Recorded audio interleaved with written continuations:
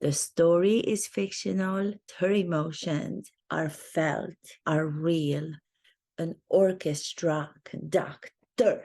Please, please, people out there who talk about actors and have no knowledge of actors and what great acting is versus liars pretending. Stop talking about it.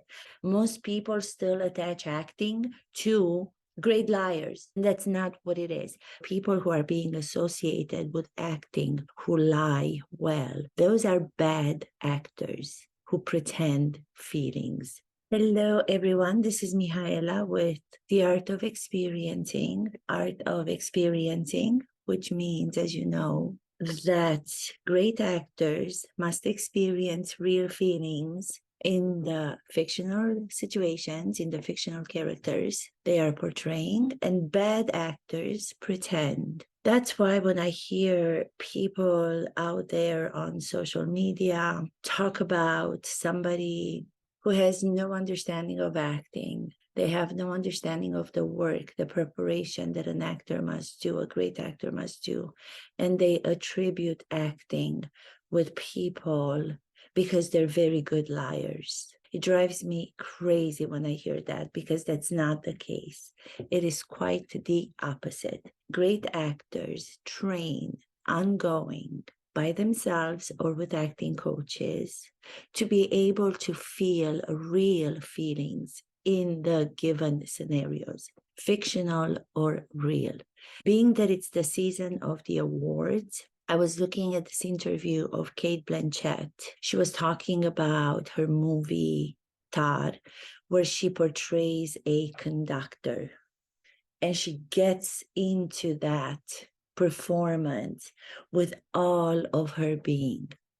The story is fictional, but her feelings are real. She's the same extraordinary actress who spoke about how your truth and my truth and his truth and her truth are nonsense. There's one truth. And then she goes on to describe how in acting, there's an exercise for actors they must do. They do the script analysis. They try to figure out the subtext of the character, which is everything that's not being said in the lines. She has to go back to come up with a backstory for the character. But she said the most important thing is the exercise where you analyze everything the character says, but more important than that is what other characters say about the character you are portraying.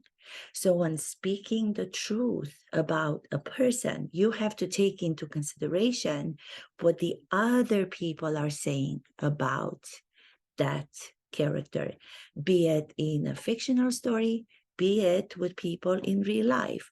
That's why when I do analysis and interpretation of people in the news, such as Meghan and Harry, when I say they're not credible characters, that's what I base my analysis on. I base it on the tools, and I use the tools of acting to try to come to that conclusion.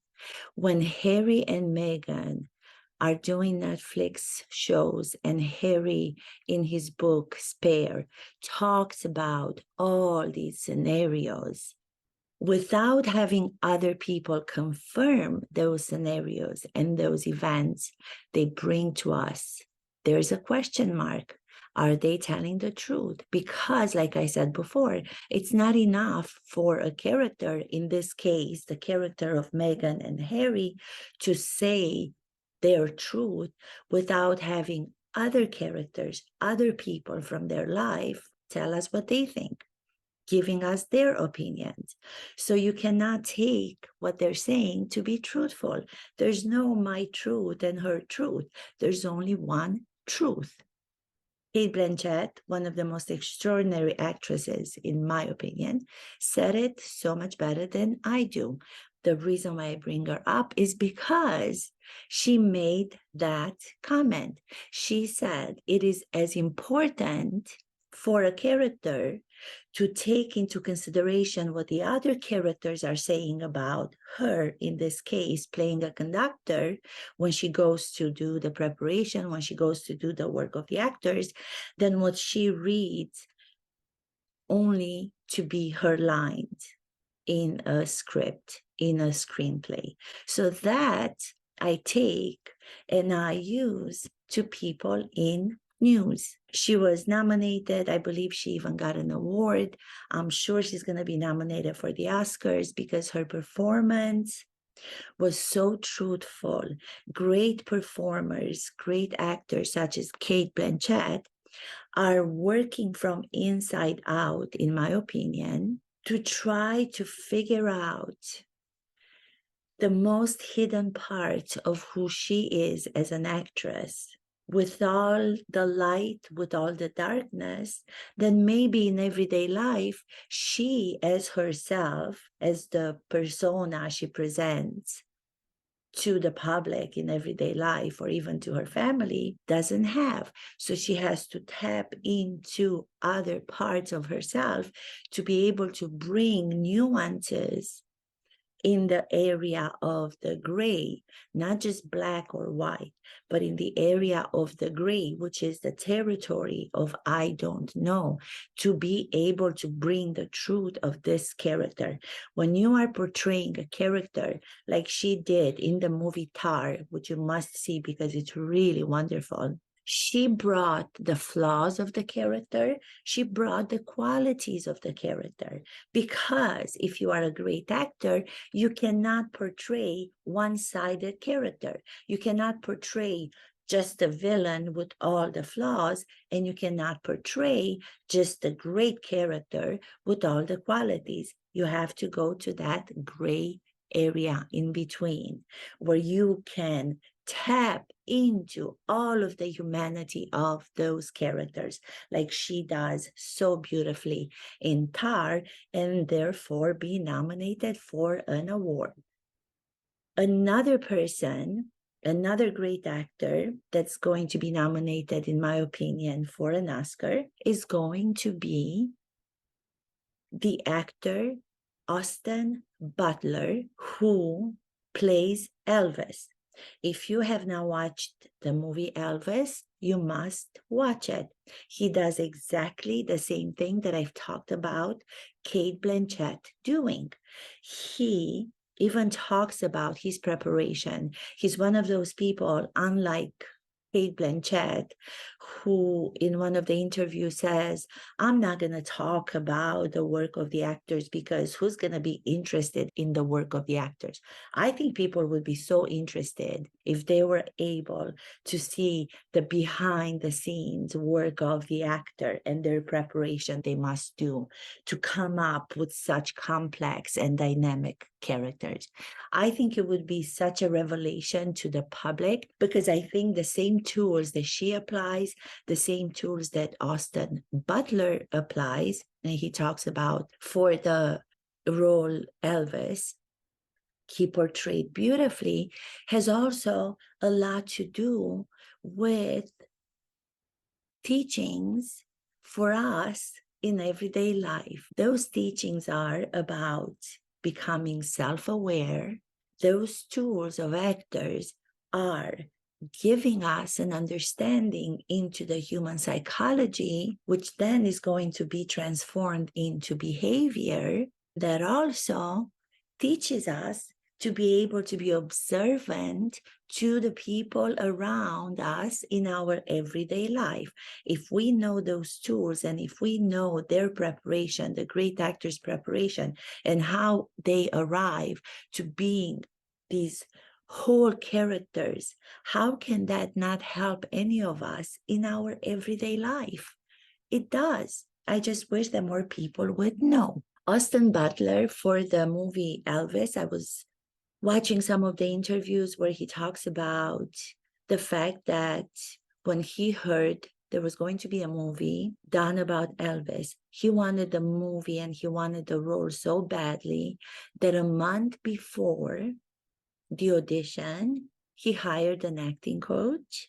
Yes, great actors continue to work with acting coaches because they are smart to know that collaborative, creative process is going to be more helpful to them than if they worked on their own.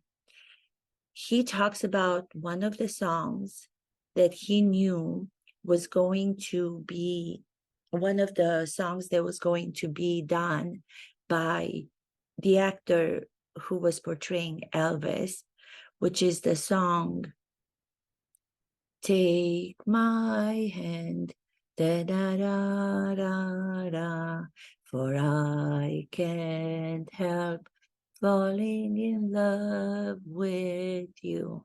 What was so magical and what's so beautiful about this is that he was saying that due to a very difficult situation that happened to him in his life, which was the loss of his mom, after she passed on, he decided to film himself for the tape that was going to go to the director of the movie for his audition with that particular song.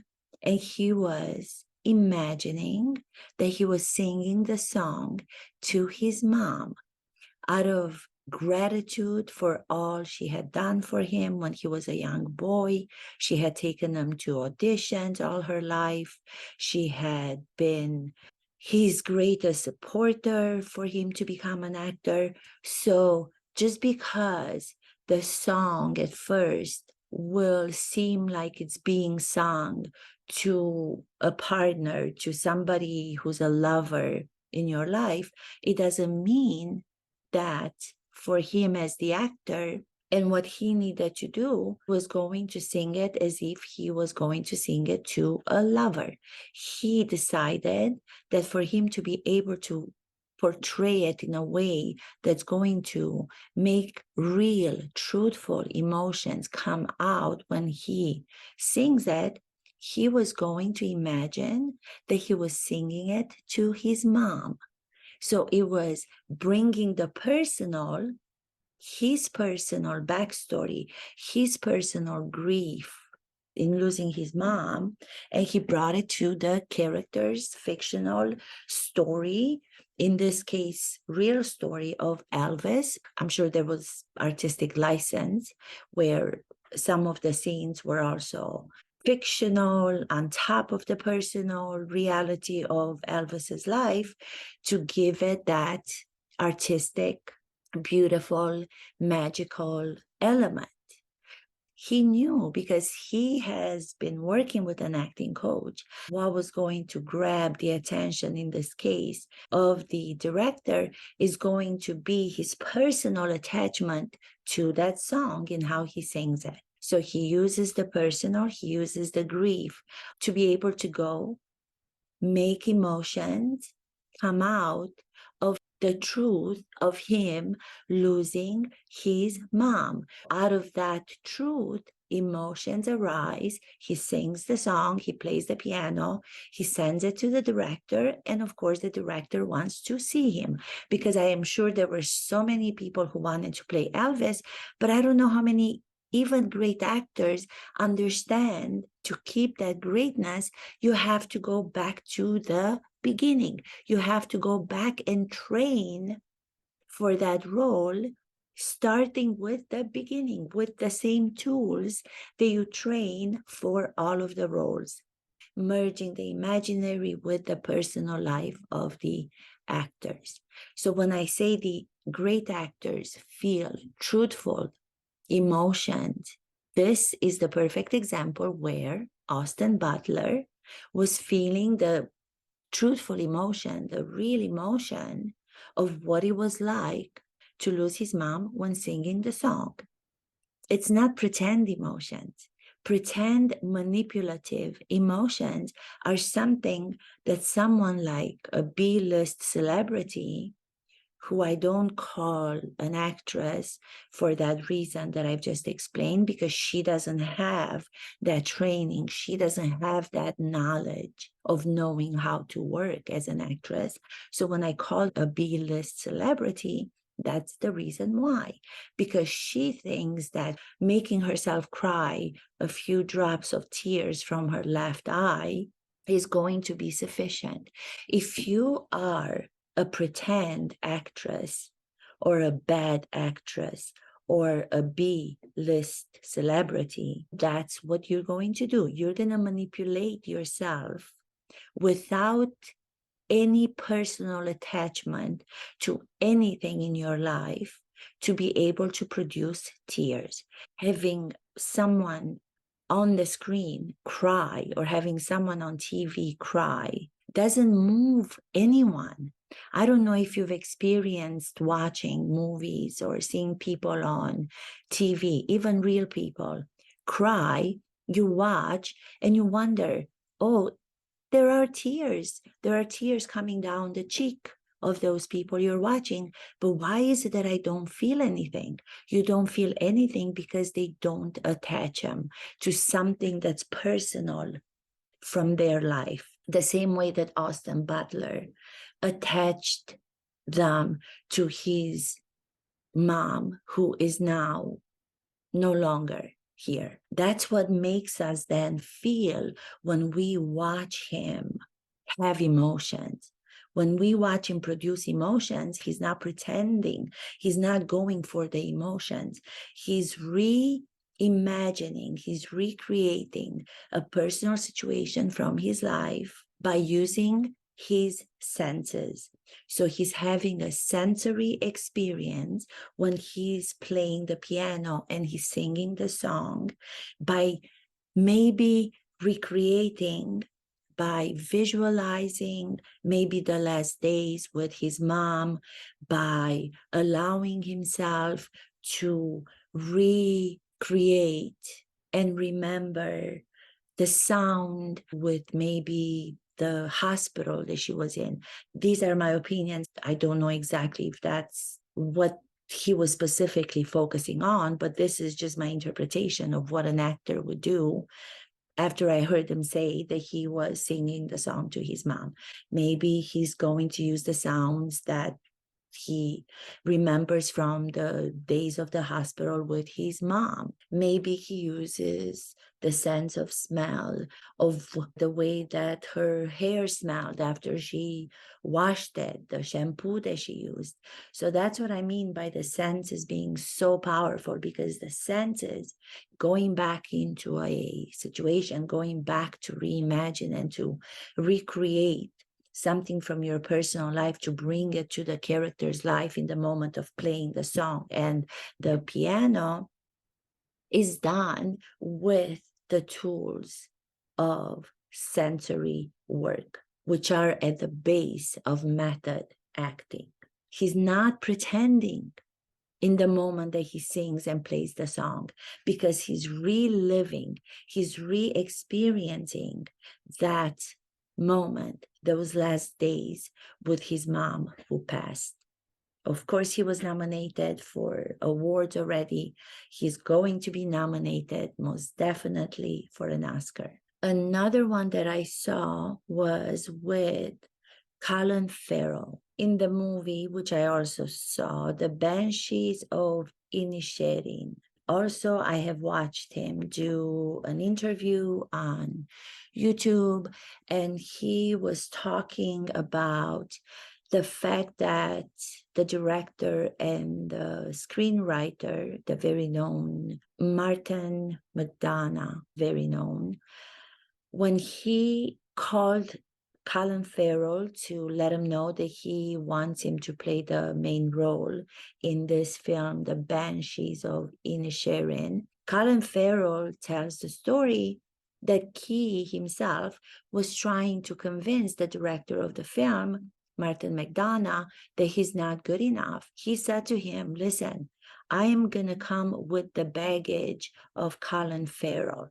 The baggage of Colin Farrell, who, for a part of his career after he's become famous, forgot the great actor's preparation.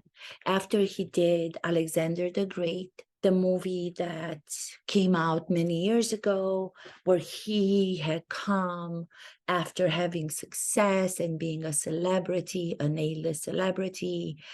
He was kind of forgetting what the work of the actor should be. He was letting the stardom get to him. And when Alexander the Great came out, they were all getting ready, thinking that the movie and the actors are going to be nominated for Oscars. They were getting their tuxedos ready, he says. But then when the movie came out and after people saw it, the audience did not appreciate the movie as much as they thought that it was going to be appreciated. He took some time off. He went to think about it. And he said that he felt for the next couple of years that he had to apologize to every person for the bad work that he had done in Alexander the Great. That made him humble again. That made him realize that what he had been doing in that movie and the reason why it did not work the way that he thought it was going to work is because he allowed the stardom to take over and he forgot all of this work that I talked about that Austin Butler was doing, which is to use the tools that acting provides for you to merge the imaginary of the fictional story plus the personal events from your life to bring out truthful emotions, truthful living in the moment. He took that time off when Martin McDonough kept insisting, well, I don't care what baggage you come with. I don't care that you haven't had a success for I don't know how many years.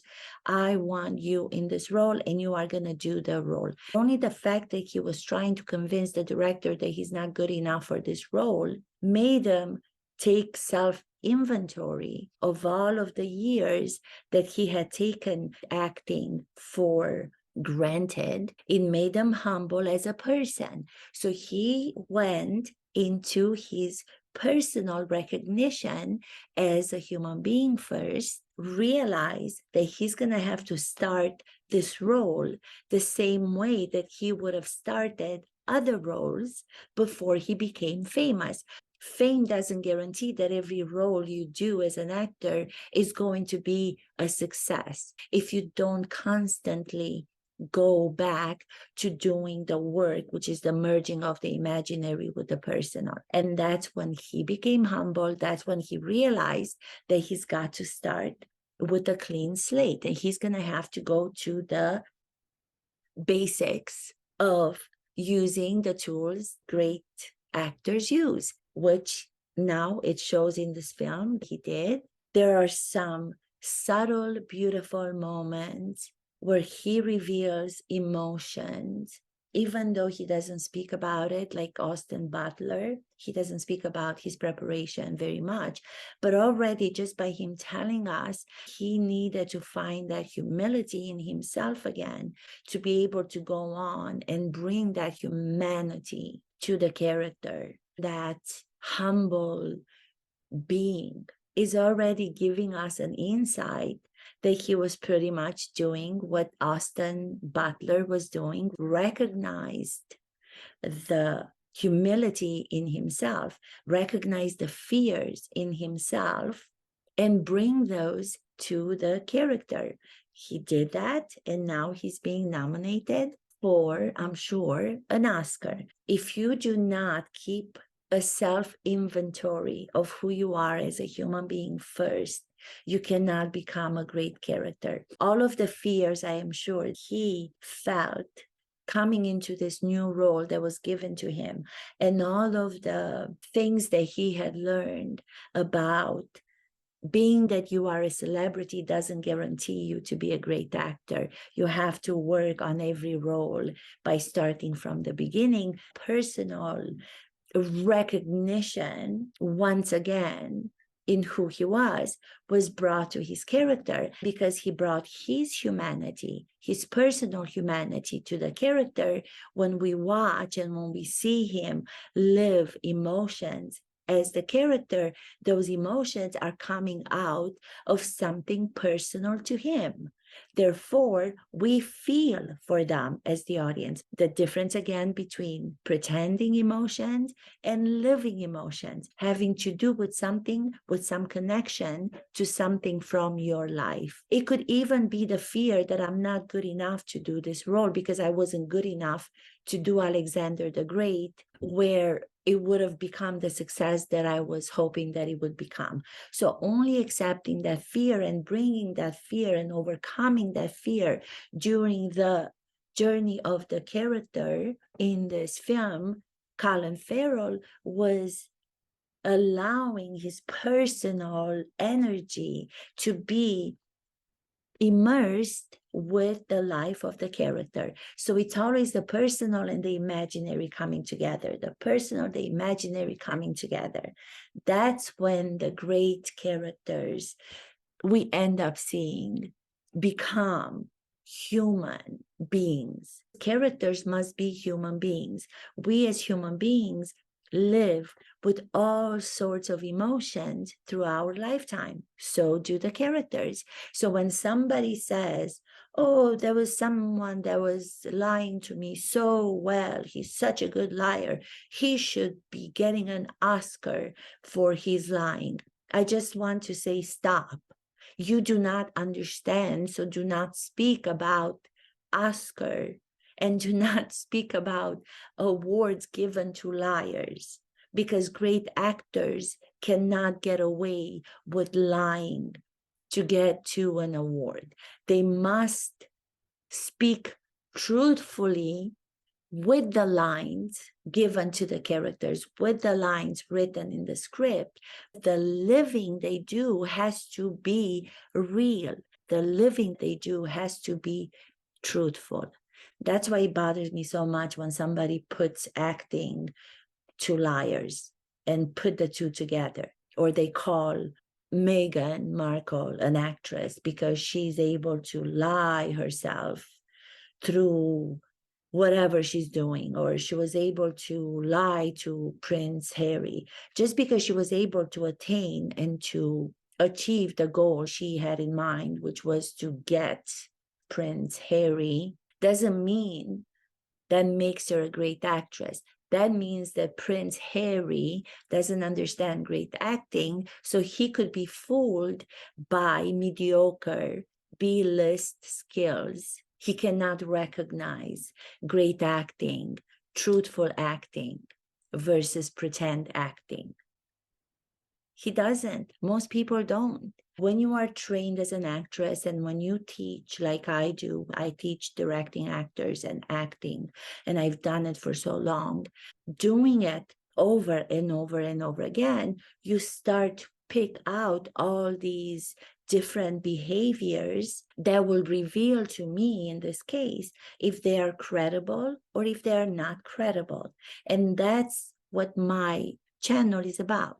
My channel is about my interpretations from an acting perspective of different people, fictional or real, as if they were actors playing characters. Do I believe them or do I not believe them? That's how it happens. That's where it comes from. Another person, I haven't seen the film yet because it's not streaming, it's only playing in theaters and I haven't had a chance to see it, is the movie called The Whale. The Whale with Brendan Fraser. He received the Critics' Choice Award for Best Actor in the film. Like I said, I haven't seen it, but I can tell from his speech that he gave, which was actually, I watched it because I watched the Body Language Guy, which I love so much. He was analyzing his speech given when he received Best Actor at the Critics' Choice Award. Again, I just took a step backward because what he said was, oh, a lot of people say that I should not do analysis on actors because what's the point? Actors can just fake emotions. And again, when I hear actors can just fake emotions, I even made a comment on his channel on that video and I said, don't let anybody tell you that, because that's not the truth.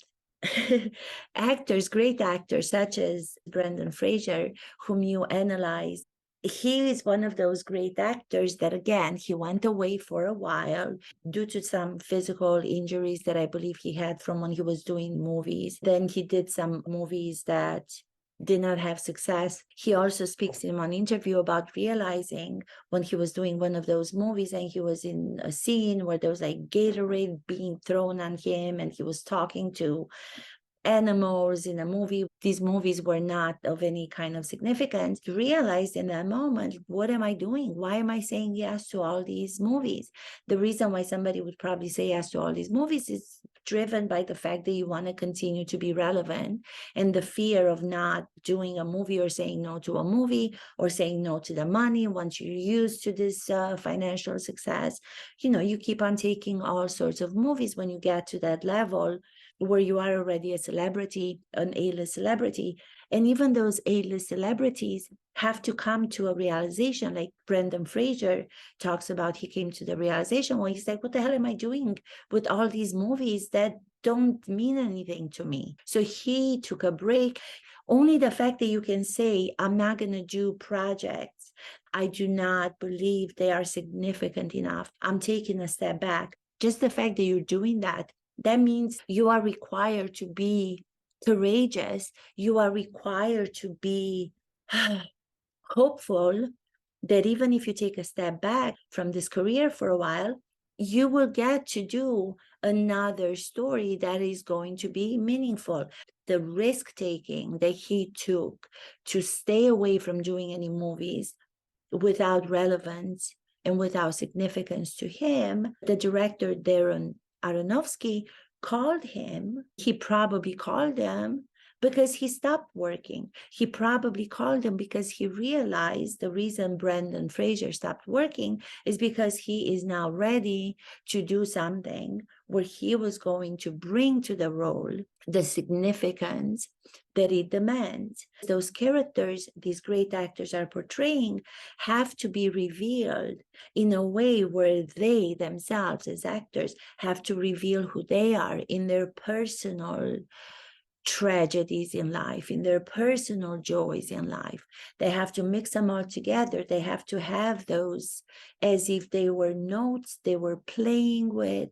They know how to rearrange them. They know how to mix them up, the personal, the imagined, and everything in between. The fact that he took a step back, that maybe gave Aronofsky the understanding that he's ready to get back to real work. So he talks about how he was so unprepared when he gave the speech, and you can just see the emotions pouring out of him. He was trying to hold back. And this is where I go into the next segment. I want to say great actors try not to cry. Bad actors try to cry. What do I mean by that? Great actors, they are observant of real life human beings throughout their lives. They are observant of who they are. They are observant of their emotional process in everyday life to be able to then take it to the characters they portray. If you become an observer of yourself, because we all have the part of the observer, we're always watching what we're doing, but we're not being as conscious of it as the actors have to be. If you watch yourself when you are going through a difficult time in life, if I watch myself when I'm going through something that's difficult, I have a moment of grief. I have a moment of feeling hopeless. I have a moment of feeling unworthy. The emotions will come out, but I don't push for the emotions to come out. Crying will come out of me, but I don't push for crying to come out of me. What I do is exactly the opposite. I try to stop the emotion. I try to stop the crying. I don't push to cry. I wipe my tears away. If something is making me cry and there are people around, but even if I'm alone, even if I'm home by myself, very rarely do I let myself cry without wiping my tears away, or without blowing my nose, or without trying to get myself out of that. And in the way that I get myself out of that, another emotion will rise up, which is probably going to be one of anger, where I tell myself, it's enough, it's enough. You don't have to put yourself down so much. Stop putting yourself down so much. Stop with the crying. It's not as bad as you think it is, because I will try to get myself out of that emotion. I will try to not cry.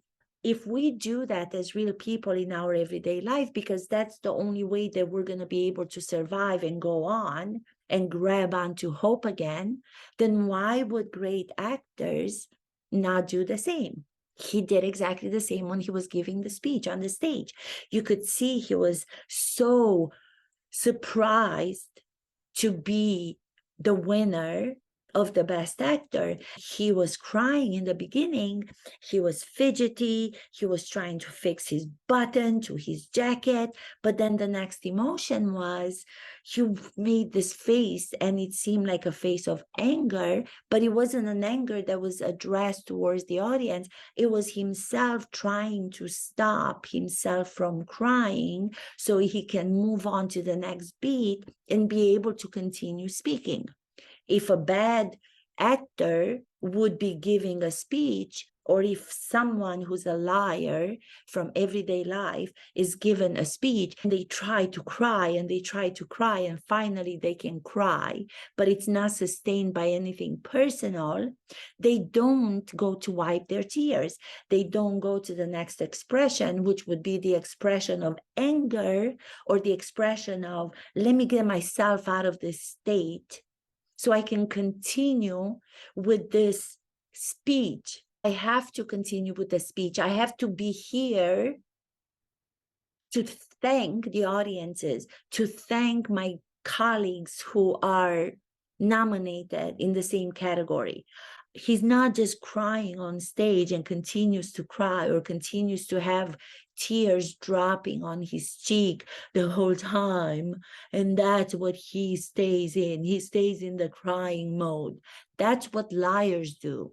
That's what bad actors do. So do you understand why when I hear associated acting with liars, it's something that drives me insane, because it's not the truth. Speaking about the truth, not my truth, his truth. It's the truth.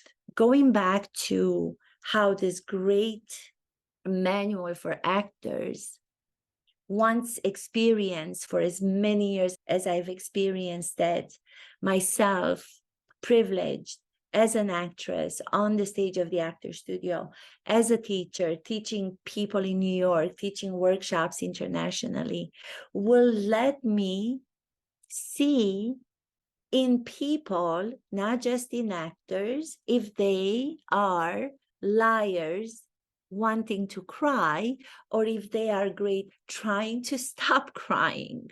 That's how I can tell you a character, real or fictional, is credible to me or is not credible to me. Another person in the news right now, because I feel like there's so much happening in the news, and it's so crazy because I did a video on him and people were jumping to say, don't talk about him this way. You don't understand. We love him. He's amazing. Is the social media sensation up until a few weeks ago, who happens to live in my country where I'm from, Romania, is Andrew Tate. Andrew Tate was the most Googled man on social media. He was boasting always about how he had been able to obtain all these riches because he's speaking the truth that many people want to speak, but they're afraid. So he was talking about women are supposed to just be women. They have to do the cooking. Women are not equal to men, and blah, blah, blah, blah, blah. And he was so liked by so many people. A few months ago, he was on Piers Morgan, Uncensored. And I did a video about the same thing that I do my videos on. Do I believe him to be a credible character? or do I not? First sign that he was not credible is that he was never making eye contact, or if he was, it was very rarely. If you believe in everything that you're saying, if you stand by what you're saying, which is against the majority of the people, if you believe so much and you want to stand by that, look the man in the eye. Look Piers Morgan in the eye and tell him that. When he was confronted with most of the things that were so negative towards women, instead of him just saying a statement, a direct statement, I stand by that. He was trying to come up with excuses, almost the same way that Prince Harry does. He was trying to put the blame on the people who were posting some of the derogatory and negative things he was saying about women. He kept saying, no, but that's not exactly what I meant. It's their fault, it's those people's fault who took just the clips from my whole speech. No, stand by what you're saying. Don't try to find the fault to be on those people who are taking your clip out of context. It doesn't make a difference. The clip or the context cannot make a difference. Just stand by what you're saying. And if you do, at least, guess what? I'm going to say you're standing by what you believe, even though I don't believe that. You're standing by it. He wasn't. He was trying to have one foot in one boat and the other foot in the other boat because he was afraid of not being liked by some people. So he was trying to please the audiences he knew he already had. He was trying to keep those audiences in his hand, the same way that Prince Harry, when he was doing the interview on Stephen Colbert, even though it wasn't a live audience, but they had an audience, it was pre-recorded. The whole time he was more concerned with maintaining the audience's attention, my opinion is, and being afraid of the audience realizing and finding him out for who he is. Someone who blames the press, someone who blames the royal family, someone who blames everybody else in his life for how he feels or how his wife feels, who should never be called an actress for all the reasons that I tried to explain in this video. He was so much more concerned with holding that audience than he was with giving the interview. If you know that you're telling the truth, not your truth, you're not going to be concerned with the audience because you are going to be grounded in the truth. And you're going to have a conversation with the person who's interviewing you. But he was always trying to cheer to the audience. I'm like you. I'm like, no, you're not. You're privileged. So stop trying to convince the audience you're like that. Going back to what Andrew Tate was doing, he was doing the same thing. He was trying to play to the audience whom he already knew that he had in the palm of his hand, but he wasn't going to be ready to let go of the audience who did not believe in his crazy ideology. He wanted to get more people. He wanted to get more audience members. No, what you said is what you said, which is horrible things about women. So that's how I can recognize those characters who are real people, because I understood what they wanted with the audience. Real great actors playing in front of an audience on a stage, playing in front of cameras. If you allow all of the things that I've mentioned before, personal inventory, that question, am I good enough, to come through from something that's within you, and then say the line over that feeling, you will have brought to the character that human feeling we all have at some moment in our life. You don't have to then be concerned about the camera, because if you're concentrating on that reveal, you will occupy the brain with that personal experience in the moment.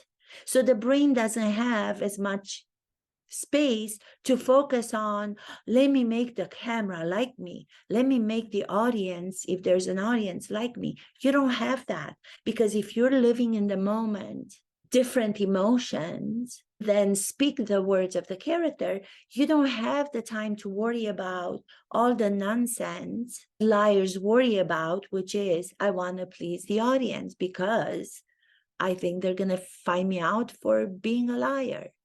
You don't have that time as a great actor because you're experiencing in the moment the fact that you don't feel worthy maybe to do this role, as in the case with Colin Farrell, that humility and being humbled by the fact that he was asked to play this role is already a beginning into the journey of the character, bringing that in. He doesn't have to worry about the camera. You don't even have the concentration sufficient there in your brain to care about the audience because you're living truthfully. That's the difference. Living truthfully in the real script or in the fictional script versus liars pretending to live in the script or in real life. Great actors try not to cry. Bad liars try to cry. It's on different ends of the spectrum, completely different. I brought everybody who's in the news right now. Another video that I did was the one on what everybody's talking about, which is the Idaho killings of those 4 beautiful young students. Everybody is talking about it, not just in America, but everybody's talking about it internationally. First of all, I can't even imagine the grief of the families and the parents and the friends and everybody. All they did that night went to parties, and then they went to grab something to eat, and they went home to sleep in a house that was so close to everything around. So it wasn't like they were isolated in a house somewhere. And then the next morning, the massacre of 4 young students. Then you think, who can do this? That takes me also into character analysis. Who can do this? Who's capable?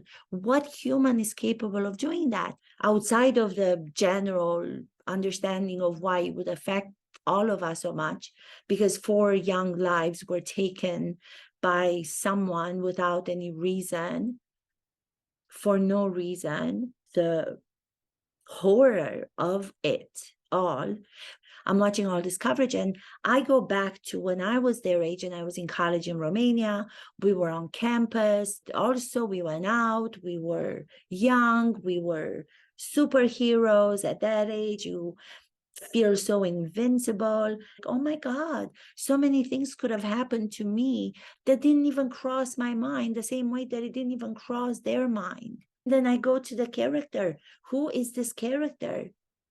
Innocent until proven guilty, I know, person. Then you watch him for the first time when he's being brought in front of the court, the way that he just walks. I was seeing him walking for the first time, and I had chills all over my body. Fear that came out of his eyes. That took me to, oh, I bet Christian Bale did American Psycho, that movie. That's how my mind works because of acting and because of teaching acting. I was like, oh my God, I wonder how Christian Bale, how any great actor comes to play a character who's a murderer, who's a killer. How do you do that?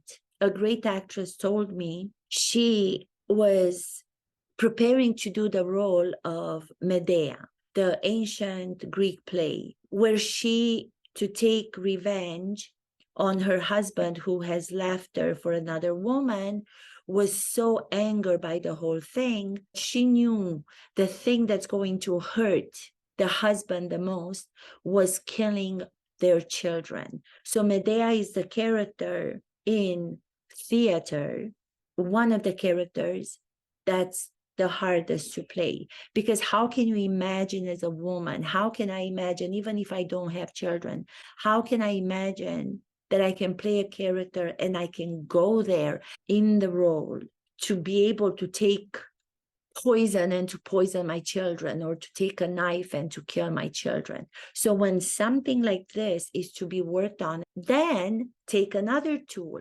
You don't even want to imagine someone from your personal life. You can't even go there.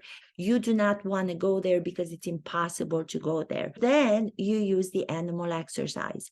The animal exercise is something that this legendary great actress was sharing with us. She said that she had to play Medea, and she couldn't even go to admit to herself that she's going to merge something from her personal life. No.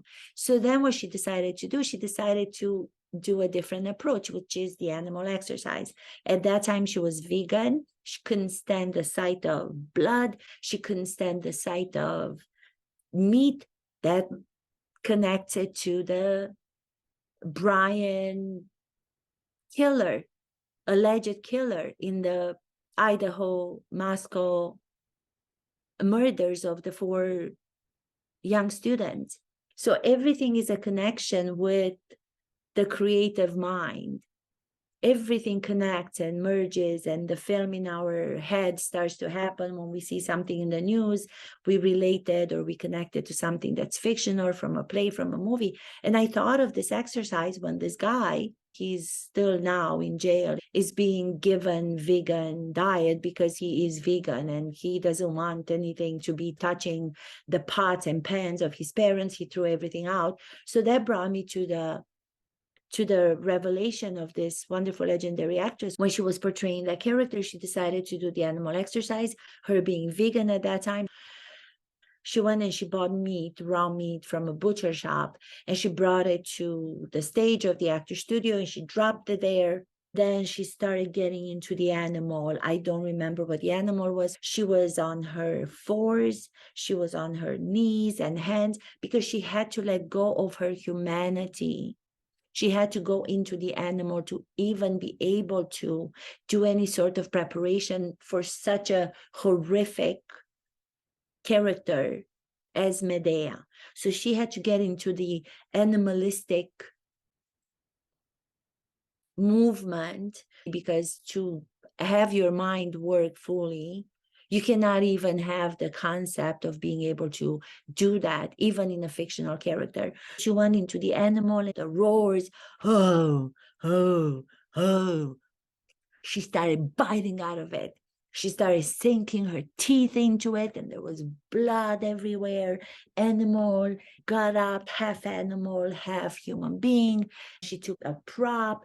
She imagined just an icon. She couldn't even imagine a child. She only imagined an icon, a picture from a church of an angel, of a painted angel. Imagine that, the blood and the animalistic feel through her body, being the animal, merging into the animal for some time. She took the baseball bat, imagined the icon. She started beating that imaginary icon, beating it and beating it, what it would be like. Even if you do that, gives you so much information. For example, if I create a baby, I'm just imagining myself as the version of myself that was young. Imagine the picture when I was 3 months old, for example. If I work on it and I use my senses again, is the touch, the weight of the baby version that I am right now, adult version, I would be able to hold the inner child, which is the baby I once was. Brown eyes, beautiful hair.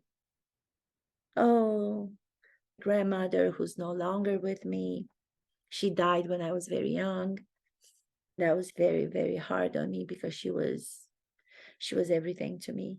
I'm allowing the other senses. Now the sense of smell is becoming stronger, which is my grandmother. The way that she used to wash her hair was with mixing lukewarm water with vinegar to be able to untangle the hair. At that time, there were no conditioners in Romania. And I'm seeing myself.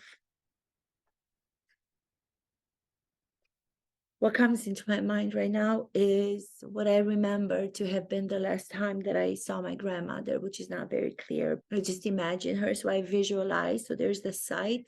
I see the child. Then I want to take that little baby. And if I were to say to myself right now, I'm going to throw this imaginary baby, throw this little child that was once me, I'm going to do it. I'm going to throw this baby. I can't do it.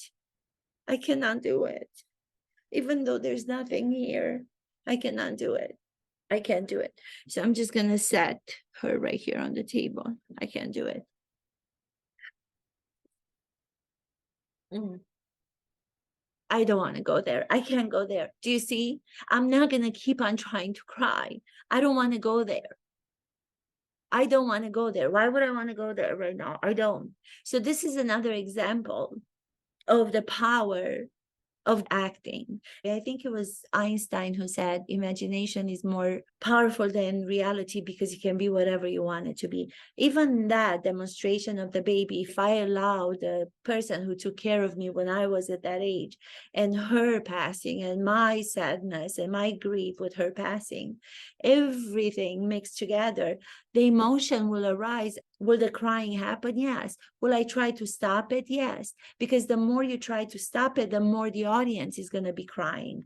If you push to cry based on nothing, just because you are a faker and a liar and you can produce tears, it doesn't matter if those tears are real or not. It will not move anybody.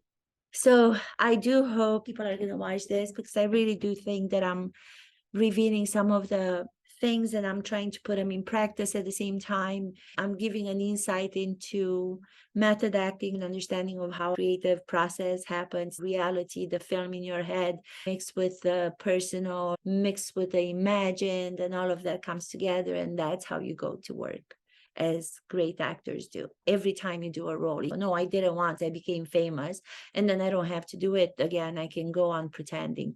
No pretend. Liars, B-list celebrities pretend. Great actors live truthfully in the given circumstances, real or fictional. Thank you so much. Kisses, everyone. Thank you.